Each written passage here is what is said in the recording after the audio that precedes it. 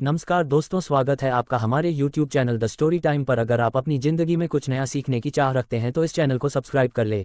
दोस्तों, ध्यान के दौरान साधकों के साथ होने वाले ऐसे कई अनुभव हैं जिसे साधक डर जाते हैं। यह अनुभव बहुत डरावनी होते हैं, जिसके कारण सड़क ये जान ही नहीं पता कि उसका ध्यान सब रहा है या नहीं, और वह बीच में ही ध्यान छोड़ देता है। दोस्तों, यही स्थिति प्रत्येक साधक के लिए बड़ी दुखदायी है। हर साधक ध्यान में अनुभव सहायता है, ध्यान की कठिन साधना करता है, परंतु जब उसे वास्तविक अनुभव होते हैं तब वह डरकर ध्यान छोड़ देता है, जिससे उसकी उठी हुई चेतना वापस नीचे गिर जाती है। दोस्तों, यदि आप ध्यान दें तो आप पाएंगे कि जितनी जल्दी आपके इस स्थूल शरीर में चेतना और दुआ दरगाह मन करती है, उतनी ही जल्दी यह चेतना नीचे की ओर गिरने भी लगती है। ये समस्त ब्रह्मांड और इस ब्रह्मांड में उपस्थित समस्त चीज हमें प्रभावित करते हैं। हम जब ज्ञान की अवस्था में विचरण करते हैं तब हमें कई सूक्ष्म अनुभव होते हैं। यह अनुभव डरावनी भी हो सकते हैं, और यदि आप इन अनुभवों से डर गए तो यह आपके लिए बहुत घातक भी हो सकते हैं। तो आज की इस वीडियो में हम ऐसे ही 5 अनुभवों के बारे में बात करेंगे जो साधकों के साथ ज्ञान के दौरान होते हैं। यदि आपके साथ भी यह अनुभव हुए हैं तो आप बड़े ही किस्मत वाले हैं। ऐसे अनुभवों का अर्थ है कि आप ध्यान मार्ग में प्रगति कर रहे हैं और ध्यान आपका फलित हो रहा है। तो दोस्तों, अब चलिए इन अनुभवों के बारे में जानते हैं, पर उससे पहले अगर आप चैनल पर नए हो तो चैनल को सब्सक्राइब करें, बेल आइकन को प्रेस करें और कमेंट में जय शिव शंकर जरूर लिखें। दोस्तों, ध्यान के दौरान होने वाला पहला अनुभव है कि आपके मस्तिष्क यानी थर्ड आई तीसरी आंख पर वाइब्रेशन होती है, कुछ हलचल होती है। सड़कों को ऐसा भी महसूस होता है कि उनके सहस्रार चक्र पर कोई चींटी रंग रही है। इस साधकों की ऐसी स्थिति भी हो जाती है कि उनके आज्ञा चक्र पर इतना खिंचाव पैदा हो जाता है कि वह उसे बर्दाश्त ही नहीं कर पाते, शहर ही नहीं रह पाते, या स्थिति उनके लिए बहुत ज्यादा पीड़ादायक हो जाती है। देखिए, यदि ऐसा हो रहा है तो इससे आपको घबराना नहीं है। ऐसा इसलिए हो रहा है क्योंकि आपकी ऊर्जा शक्ति जागृत हो रही है, जिसे ऐसे समझ सकते हैं कि हमारे इस स्थूल शरीर में बहुत सारी ऊर्जा विद्यमान है। जिस प्रकार ब्रह्मांड में सब कुछ मौजूद है, ऐसे ही हमारा ये स्थूल शरीर ब्रह्मांड का प्रतीक है। जो भी हलचल इसमें होती है उन सब का प्रभाव हमारे इस स्थूल शरीर पर भी पड़ता है, जिसने केवल हमारा शरीर प्रभावित होता है बल्कि हमारा मन, मस्तिष्क और हमारे समस्त कार्य भी प्रभावित होते हैं। इस ब्रह्मांड में मौजूद सभी शक्तियां जब हमारे इस स्थूल शरीर में उपस्थित ब्रह्मांड की शक्तियों से एक जाकर होती है तब हम घबरा जाते हैं, डर जाते हैं, क्योंकि हमें ये ज्ञान ही नहीं कि जो शक्तियां इस ब्रह्मांड में उपस्थित है अभी सभी शक्तियां हमारे इस स्थूल शरीर में भी उपस्थित है। और जब ये ब्रह्मांड, ये शक्ति हमारे इस स्थूल शरीर में उपस्थित ब्रह्मांड के शक्ति से एक जाकर होती है तब हमारे शरीर की यह 72,000 नदियां एक्टिव हो जाते हैं। इन 72,000 नाड़ियों में वाइब्रेशन होता है, स्पंदन होता है, जिसके कारण इस स्थूल शरीर में उपस्थित 3 मुख्य नदियां पिंगला और सुना सक्रिय हो जाती है। जब इन ऊर्जाओं का प्रवाह हमारे स्थूल शरीर में बढ़ने लगता है तब उसे सुना, जो कि आध्यात्मिक नदी है जिससे हमारी आध्यात्मिक जर्नी आगे बढ़ती है, वह सक्रिय हो जाती है और उसके कारण ही हमारे इस मस्तिष्क यानी आज्ञा चक्र पर खींचा पैदा हो जाता है। तो यदि आपके थर्ड आई मस्तिष्क पर खिंचाव पैदा होता है तो आपको डरने की आवश्यकता नहीं है। बहुत ज्यादा खिंचाव हो रहा है तो आप प्राप्त कर थोड़ा प्राणायाम करें और थोड़ा भ्रमण करें, जिससे आपकी मानसिक स्थिति सामान्य हो जाएगी, लेकिन डर कर आपको ध्यान बीच में नहीं छोड़ता है। साधकों को होने वाला दूसरा अनुभव है कि उन्हें ज्ञान की अवस्था में बैठकर नाद सुनाई देता है। ये ध्वनि घंटे की दैनिक भी हो सकती है, शंकर की ध्वनि भी हो सकती है, और कुछ लोगों को बांसुरी की ध्वनि भी सुनाई देती है, तो कुछ को एडमिशन करती है, और ऐसा साइंटिफिकली प्रूव भी हो चुका है। नासा ने भी इस बात को पोस्ट किया है कि ब्रह्मांड की दैनिक कुछ ओम की ध्वनि जैसी है, ऐसी ही ध्वनि हमारे इस स्थूल शरीर में भी विचरण करती है, और यह ध्वनियां अदृश्य होती है। हम लोग मोह माया के कारण इन ध्वनियों को सुन ही नहीं पाए, क्योंकि कभी हम खाली बैठे ही नहीं, हम माया कमाने में व्यस्त हो जाते हैं, जिसके कारण हम अपने शरीर